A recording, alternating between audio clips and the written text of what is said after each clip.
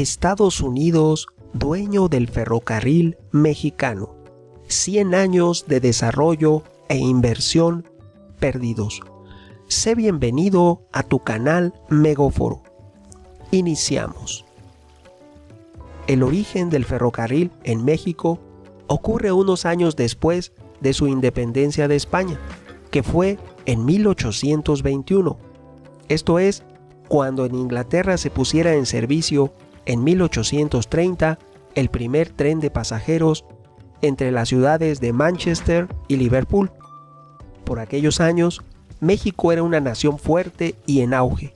Así, por decreto del 22 de agosto de 1837, el general Anastasio Bustamante pretendió iniciar a México en la era del ferrocarril. Así, en su segunda administración como presidente de la República, otorgó a Francisco de Arriaga, quien era un acaudalado comerciante residente en el puerto de Veracruz, el privilegio exclusivo para establecer un camino de hierro desde Veracruz a la Ciudad de México, que iba a ser el primero en México. Y así es como llega el ferrocarril a nuestro país. Lamentablemente, las buenas intenciones no se concretaron y afortunadamente el decreto estableció un plazo de 12 años para concluir la construcción. Al no haberse hecho ninguna obra dentro de ese lapso, la concesión se declaró sin validez alguna y no perdió México, pero quedó como una constancia del primer intento para establecer una línea férrea en nuestro país. Sin embargo, el interés por construir una vía entre Veracruz y la capital mexicana persistía, y el 31 de mayo de 1842, en decreto del presidente Santa Anna, se impuso a los acreedores del camino de Perote a Veracruz la obligación de construir un ferrocarril que, partiendo de la ciudad de Veracruz, llegara hasta el río San Juan. Como era una imposición absurda, Santa Anna siempre fue traidor de México. Perdimos Belice, perdimos Texas, perdimos la mitad del territorio, porque siempre estuvo él presente durante esos hechos de pérdidas para México. Así también aquí ocurrió lo mismo. Los trabajos no avanzaron porque impuso algo injusto a quien pretendía desarrollar la primera línea férrea de México. Solamente en 7 años avanzaron 7 kilómetros por la absurda imposición de Santa Anna, que trató de frenar el ferrocarril en México. Se supone que con fundamento que una de las causas del retraso fue la invasión norteamericana. Durante esos años, en 1848 se reanudaron los trabajos, siguiendo rumbo al río San Juan, y para 1850 se habían construido 13 kilómetros hasta el Molino. Este tramo de Veracruz al Molino fue inaugurado el 16 de septiembre de 1850. Es una fecha histórica, ya que al fin ocurrió que el primer convoy de ferrocarril en México transitó, aunque el servicio al público se inició el 22 de septiembre de 1850, fecha de inicio del ferrocarril de transporte público en México, 22 de septiembre de 1850. Ya teníamos un ferrocarril de pasajeros. El segundo tramo fue construido por los hermanos Mozo, que pasaba por la Ciudad de México. Y así, con un gran esfuerzo y apoyo del gobierno mexicano en turno, durante el paso de los años, fue construyéndose tramo a tramo la red ferroviaria mexicana. Pero has de saber que durante la intervención francesa, que fue durante esta intervención francesa, llegamos a una fecha que es el 8 de septiembre de 1863, que es cuando Maximiliano contrató al ingeniero M. Lyons, que expandió la red mexicana. Te diré que lo que no construyeron los gobiernos republicanos, como el de Juárez, lo construyó Maximiliano, quien a su caída a manos del mismo Juárez en junio de 1867, Maximiliano había construido 76 kilómetros hasta Paso del Macho. Como reflexión te diré que durante el gobierno de Santa Anna se construyeron únicamente 7 kilómetros en 7 años. Durante el poco tiempo que reinó Maximiliano en México, se construyeron más de 200 kilómetros, 76 kilómetros hasta Paso del Macho en Veracruz y el tramo de Villa de Guadalupe, y la prolongación a Apizaco por el kilómetro 139. Además, se habían adelantado los trabajos en terraplenes por ambos extremos. A la caída de Maximiliano, que tenía muy buenas intenciones para con México, una vez restablecido el gobierno de la República, el 16 de septiembre de 1869, Juárez trató de opacar el brillo de Maximiliano. Los 209 kilómetros que había construido de ferrocarril Maximiliano los trató de opacar Benito Juárez y se lo propuso. De esta manera, construyó él 139 kilómetros del ramal de Apizaco y 47 kilómetros de Apizaco a Puebla. Aún así, no alcanzó lo que sí hizo y tendió de ferrocarril Maximiliano. Juárez únicamente hizo 182 kilómetros. Maximiliano, 209 kilómetros.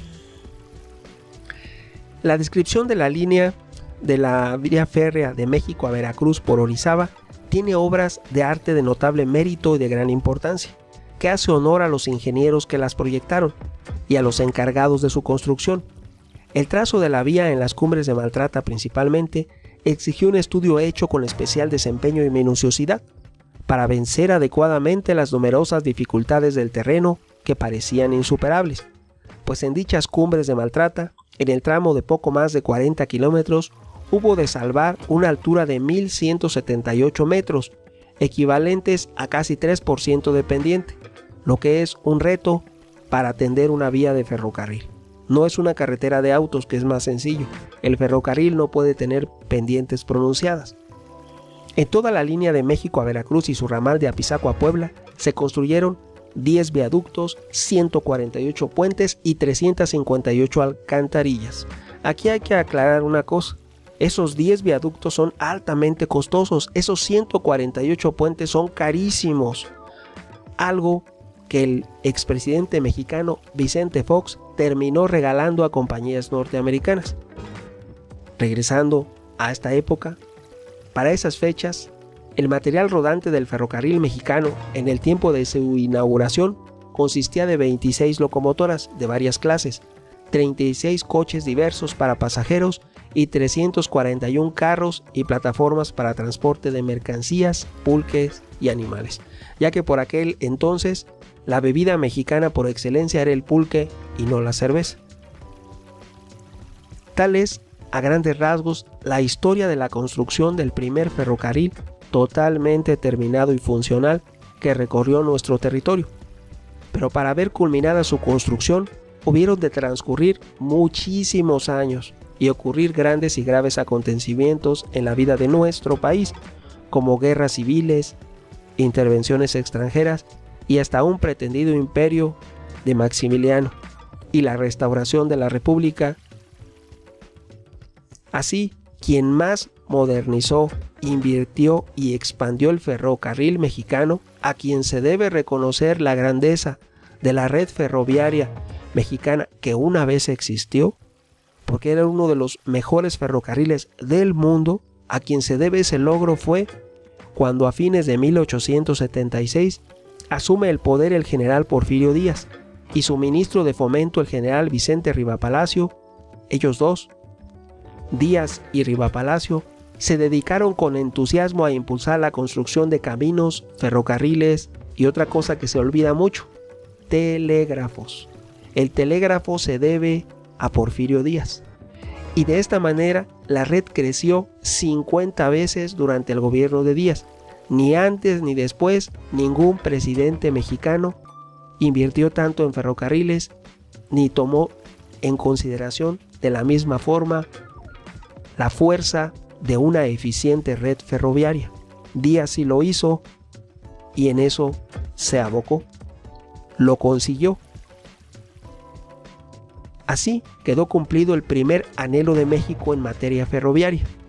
En 1923, lamentablemente después de la Revolución Mexicana, cuando Díaz ya no estaba, quien fue el que desarrolló esa red, Cuando ya no les costó a los posteriores gobiernos revolucionarios, un consorcio inglés adquirió en propiedad la línea del ferrocarril mexicano, formando la Compañía Limitada del Ferrocarril Mexicano, con sede en Londres, Inglaterra, en donde se llegó a conocer a esta línea como el Ferrocarril de la Reina, ya que la principal accionista de este ferrocarril fue la Reina de Inglaterra. Entre los años de 1923 a 1926, recordemos que en 1923 es cuando se firma el Tratado de Bucareli. Aún así, se electrificó parte de este ferrocarril porque no era mexicano. Recordemos que se vendió a la Reina de Inglaterra. Entonces la Reina de Inglaterra electrificó este ferrocarril entre Esperanza y Orizaba. Era un ferrocarril pionero y grandioso en el mundo. Era una línea eléctrica que iba a transitar de Veracruz a la Ciudad de México, con máquinas eléctricas, locomotoras eléctricas. ¿Por qué? Porque se firmó el Tratado de Bucareli en 1923, pero este ferrocarril ya no era mexicano, era de la Reina de Inglaterra. Así, este ferrocarril se destruyó por el expresidente mexicano Luis Echeverría, quien ordenó que se retiraran las instalaciones eléctricas y se pusieran fuera de servicio las locomotoras eléctricas, dando un golpe a México y atrasando nuestro ferrocarril. En lugar de modernizarlo y de aprovechar ese avance, lo destruyó, ya que es más moderno un ferrocarril eléctrico que uno de combustión interna. Hace saber que el país que más invierte hoy en día en ferrocarriles eléctricos es China. ¿Por qué? Porque va a la vanguardia en todo y es la nueva superpotencia. Nosotros ya desde 1923 teníamos líneas de ferrocarril eléctricas, no un metro como el de la Ciudad de México, no. Este era un ferrocarril que pretendía llegar de Veracruz a la Ciudad de México eléctrico 100%, desde 1923. Aquí se detuvo la inversión y el desarrollo después de la expropiación de los ferrocarriles. Así, el comienzo del fin llegó cuando se creó Ferrocarriles Nacionales de México. En un inicio fue un organismo público descentralizado de México creado por Porfirio Díaz en 1907. Ese fue un error que él hizo porque lo creó, permitió la existencia de un sindicato. Los sindicatos han dinamitado a México. Actualmente hay una deuda onerosa en todos los sindicatos públicos. Son parte de la deuda interna. Al final fue debido a su sindicato, el de Ferrocarriles de México, que terminó por quebrar a la compañía. Y el golpe de gracia fue dado por la nacionalización de Lázaro Cárdenas del Río en 1937. Muchos recuerdan la nacionalización del petróleo, pero también nacionalizó los ferrocarriles, y eso fue lo que acabó de matar la gallina de los huevos de oro. Se terminaron las inversiones, nunca jamás volvió a haber inversiones en ferrocarriles por nadie ni por nada.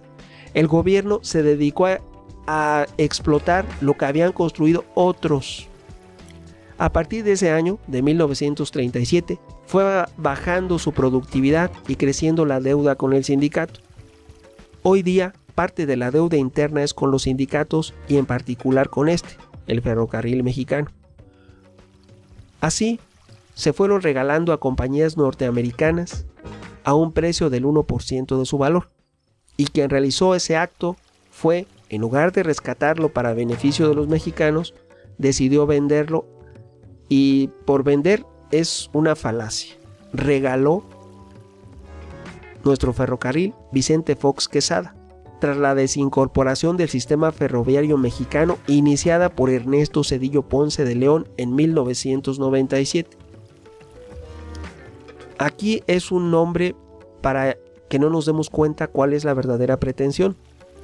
La desincorporación es una estrategia para ocultar la verdad, que es dejar a México sin ferrocarril y las vías rentables e importantes regalarlas a compañías norteamericanas. De un 100% de las vías que existían antes de su nacionalización, cuando surgió la desincorporación, ya solamente funcionaban el 10%. Esto es, Desde el día en que se nacionalizó el petróleo, empezaron a dejar de funcionar ramales de la red, llegando a solamente una operatividad del 10% de la red cuando Zedillo lo desincorporó, y ese fue el pretexto que él usó, que ya solamente se usaba el 10% de la red. ¿Por qué ocurrió que se dejó de usar ese otro 90%? Por el sindicato, que destruyó a Ferrocarriles Nacionales de México. Así, cuando solo quedaba el 10%, Zedillo tomó eso de pretexto y lo desincorporó. Y de lo poco que quedaba, solamente el 1% de las vías más importantes, rentables y que habían costado 100 años fabricar, 100 años construir a diferentes gobiernos y principalmente a Porfirio Díaz, fue regalado por Fox, el expresidente mexicano Vicente Fox, el que un día fue uno de los mejores sistemas ferroviarios del mundo, pioneros porque teníamos un ferrocarril eléctrico que partiría de Veracruz a la Ciudad de México. Hoy ha desaparecido y lo que queda no es mexicano. Opiniones habrá muchas. ¿Tú qué piensas? No olvides suscribirte a mi canal, agrega a favoritos y comparte. Tu amigo Megóforo. Hasta pronto.